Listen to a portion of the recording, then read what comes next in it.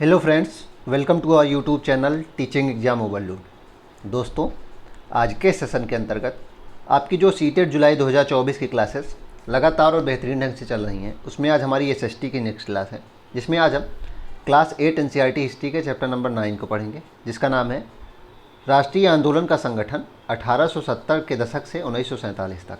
तो आज का हमारा टॉपिक क्या है? 1870 से 1947 तक क्या क्या घटनाएं हुई इंपॉर्टेंट, एनसीईआरटी में क्या क्या दिया गया था, उसको पढ़ेंगे, जो कि चैप्टर 9 में दिया गया है क्लास 8 एनसीईआरटी हिस्ट्री के। चलिए फिर सेशन को शुरू करने से पहले हमारी एक रिक्वेस्ट है कि हमारे चैनल को लाइक करें, सब्सक्राइब करें तथा ज़्यादा से ज़्यादा शेयर करें। चलिए फिर बिना किसी देरी के शुरू करते हैं। पहला पॉइंट है कि 1878 में आर्म्स एक्ट पारित किया गया, जिसके जरिए भारतीयों द्वारा अपने पास हथियार रखने का अधिकार छीन लिया गया था। तो 1878 में आर्म्स एक्ट लाया गया था।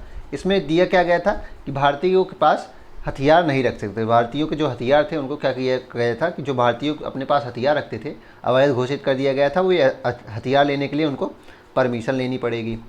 उसी साल वर्नाकुलर प्रेस एक्ट भी पारित हुआ और 1878 में ही वर्नाकुलर प्रेस एक्ट भी पारित हुआ, जिससे सरकार की आलोचना करने वाले को चुप कराया जा सके। इसमें क्या था कि अंग्रेजी के अलावा किसी भी अन्य भाषा में आप प्रेस या छपाई नहीं कर सकते। आप कोई भी समाचार पत्र या कोई भी पेपर से रिलेटेड कोई भी प्रिंटिंग काम आप अंग्रेजी भाषा में ही कर सकते हैं, वो भी सरकार की अनुमति लेके, अगर वो परमिट देते हैं तभी आप कर सकते हैं। इस कानून में प्रावधान था कि अगर किसी अखबार में कोई आपत्तिजनक चीज़ छपती है तो सरकार उसकी प्रिंटिंग प्रेस सहित सारी संपत्ति को जब्त कर लेगी।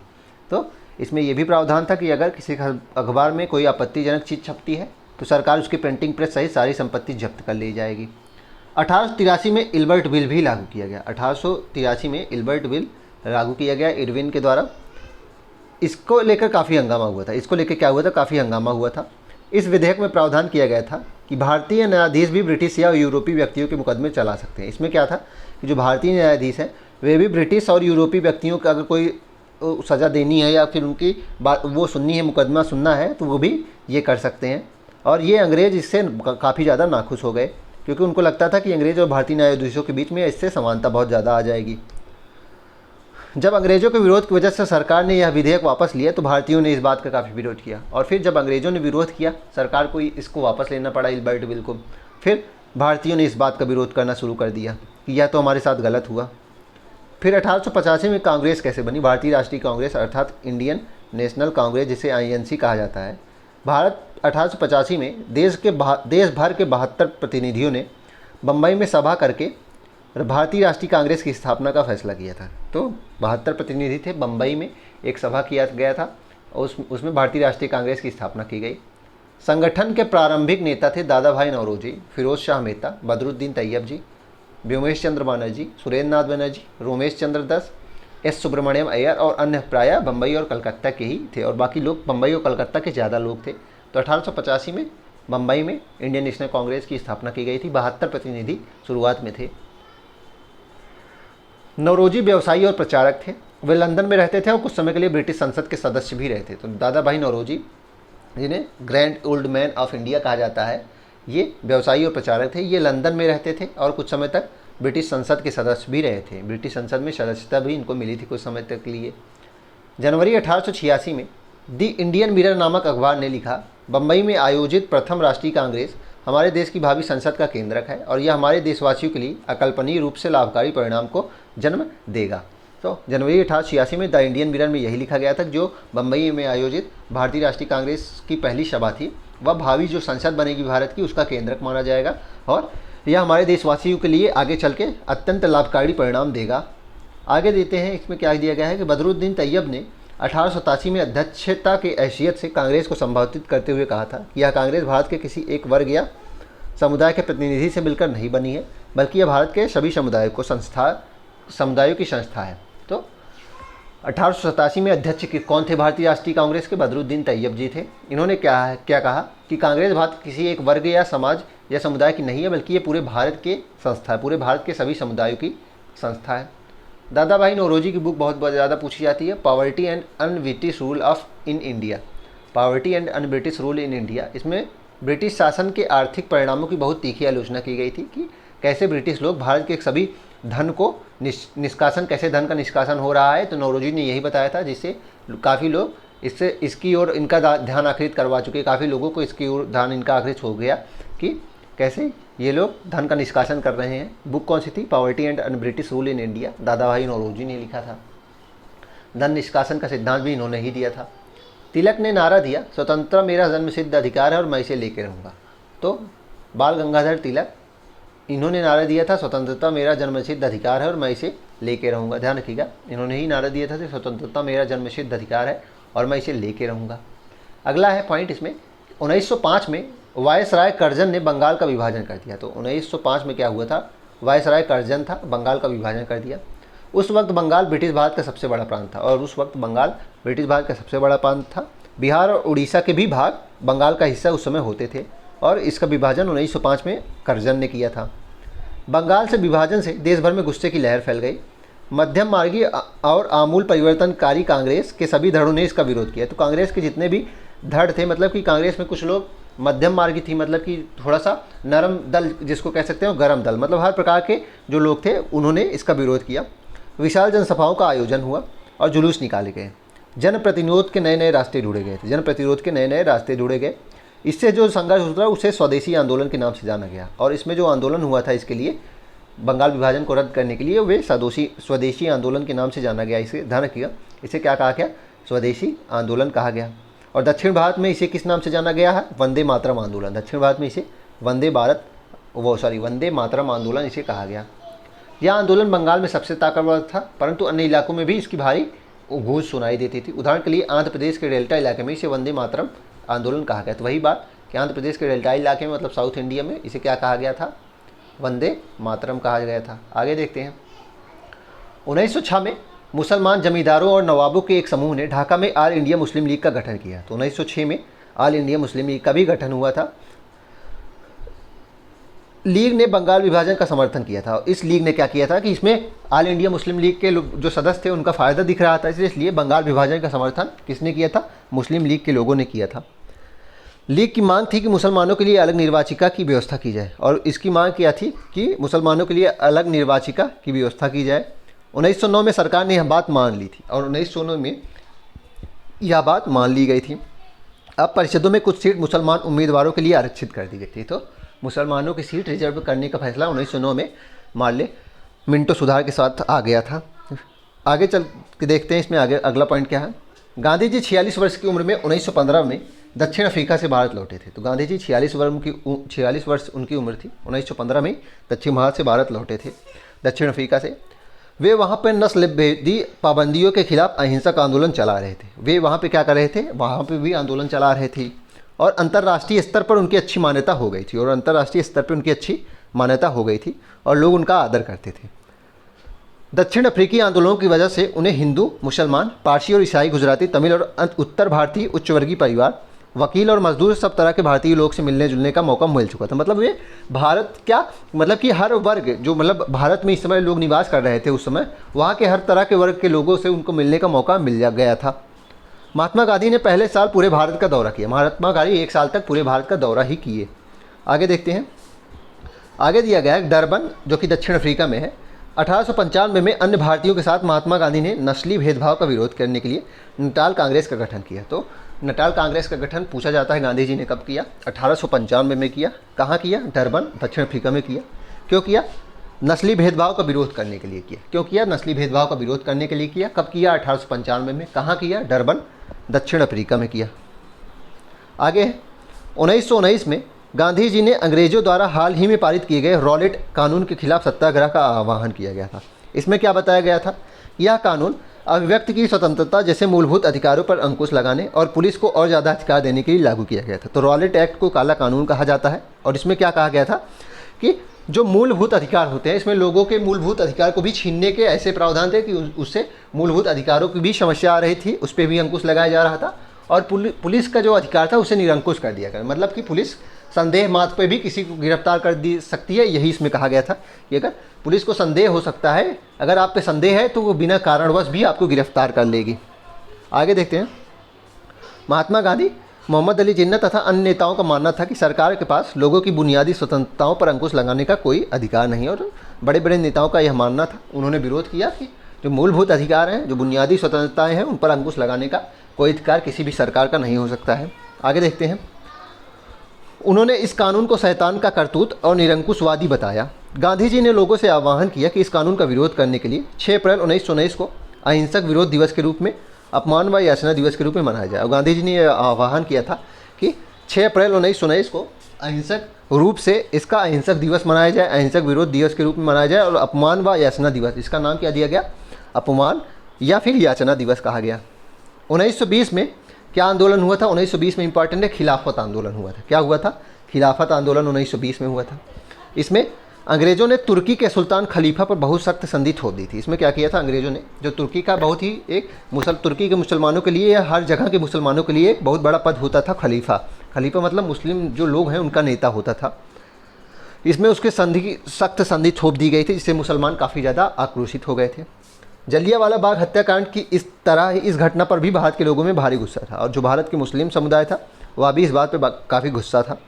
भारतीय मुसलमान यह भी चाहते थे कि पुराने ओटोमन साम्राज्य में स्थित पवित्र मुस्लिम स्थानों पर खलीफा का नियंत्रण बना रहना चाहिए। और भारतीय मुसलमान यह भी चाहते थे कि ओटोमन साम्राज्य जो पहले था, जो टर्की में ओटोमन साम्राज्य बहुत पहले था, उसके जो पवित्र मुस्लिम स्थान है उस पर खलीफा का ही प्रभुत्व होना चाहिए, खलीफा का ही उस पर कब्जा होना चाहिए। खिलाफत आंदोलन के नेता मोहम्मद अली और शौकत अली, अली ब्रदर्स कहा जाता है। खिलाफत आंदोलन के जो नेता थे उन्हें क्या कहा जाता है? अली ब्रदर्स। मोहम्मद अली और शौकत अली एक सर्वव्यापी असहयोग आंदोलन शुरू करना चाहते थे। गांधी जी ने उनका आह्वान का समर्थन किया। गांधी जी ने भी खिलाफत आंदोलन का समर्थन किया और कांग्रेस से आग्रह किया कि वह पंजाब में हुए अत्याचारों और खिलाफत के मामले में हुए अत्याचारों के विरुद्ध मिलकर अभियान चलाएं और स्वराज की मांग की। और इन्होंने क्या मांग किया था? कि हिंदू मुस्लिम एक हो जाए। जो जलियांवाला बाग हत्याकांड हुआ है और जो खिलाफत आंदोलन से लोग आक्रोशित हैं, वो मिल के हम अपनी मांग को आगे करें। आगे है 1921-22 के दौरान असहयोग आंदोलन को और गति मिली। और 1921-22 में क्या हुआ? असहयोग आंदोलन को और गति मिली। हज़ारों विद्यार्थियों ने कॉलेज स्कूल छोड़ दिए। मोतीलाल नेहरू, CR दास, C राजगोपालाचारी और आसफ अली जैसे बहुत सारे वकीलों ने वकालत भी छोड़ दी। जिसके क्या कहा गया? इसको कहा गया असहयोग आंदोलन। इसमें क्या कहा गया? 1920-21 में कौन सा आंदोलन आया था? असहयोग। असहयोग का अर्थ ही है कि सहयोग ना करिए, मतलब कि इसमें भारत के लोग अब अंग्रेजी सरकार का कोई सहयोग नहीं करेंगे। आगे देखते हैं। अंग्रेज़ों द्वारा दी गई उपाधियों को वापस लौटा दिया गया और विधानमंडलों का भी बहिष्कार किया गया और खुद के चुनाव कराए गए। खुद के पार्षद के चुनाव कराए गए थे। शिक्षाएं कैसे चलती थी? खुद के सरकारी विद्यालयों में जो खुद से शिक्षाएं दी जाती थी वो हो जाती थी। आगे 1922 से 1929 तक की घटनाएं देख लेते हैं।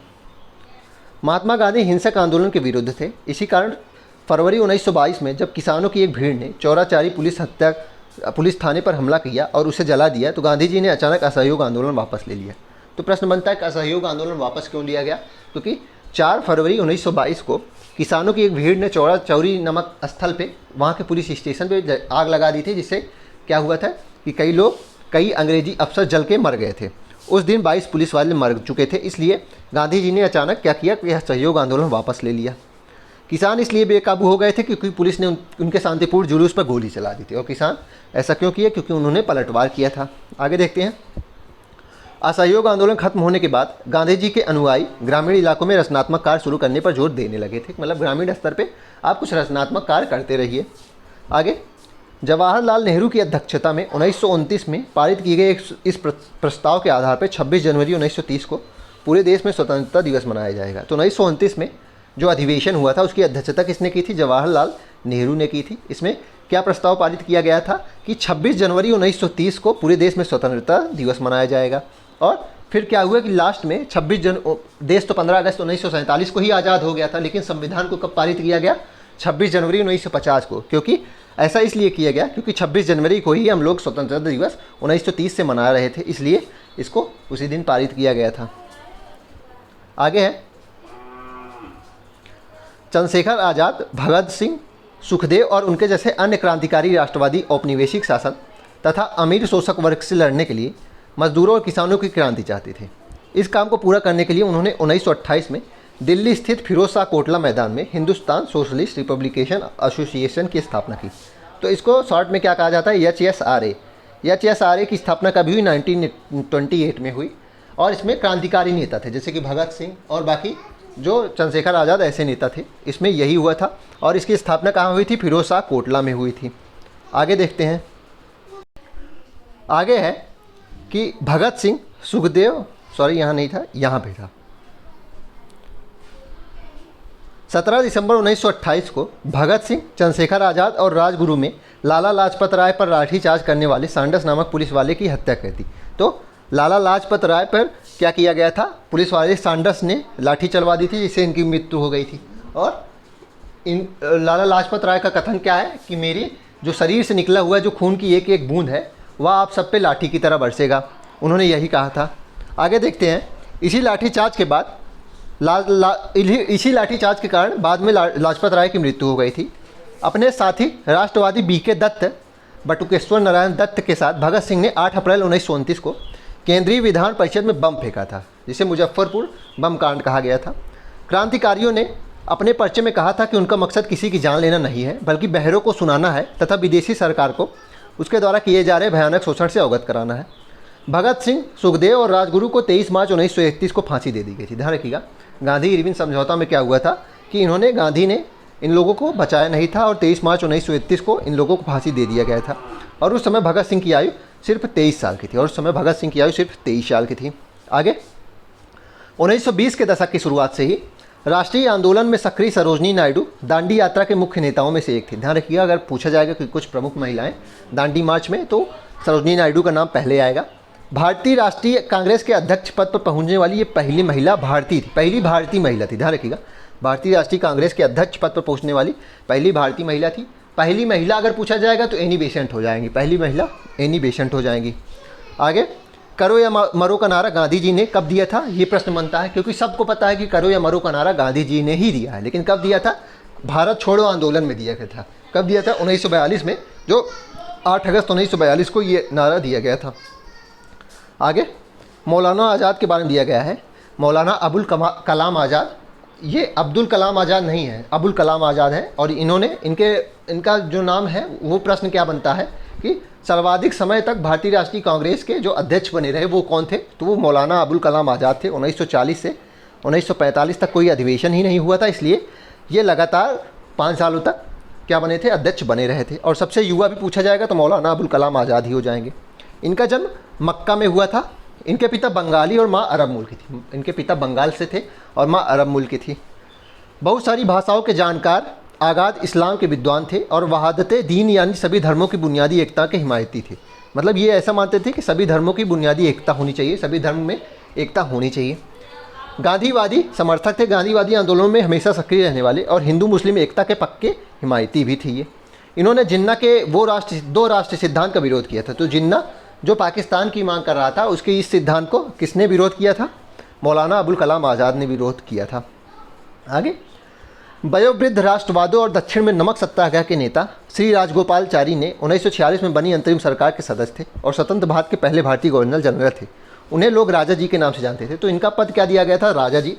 और ये दक्षिण में नमक सत्याग्रह के नेता थे श्री राजगोपालचारी। और 1946 में जब अंतरिम सरकार बनी तो स्वतंत्र भारत के पहले भारतीय जो गवर्नर जनरल कौन थे? यही थे। आगे देखते हैं। खान अब्दुल गफ्फार खान, जिन्हें सीमांत गांधी भी कहा जाता है, इन्हें क्या कहा जाता है? सीमांत गांधी कहा जाता है। और लाल कुर्ती आंदोलन प्रश्न बनता है कि किसके उसमें हुआ था नेतृत्व में? तो इन्हीं के कारण हुआ था, इन्हीं के नेतृत्व में।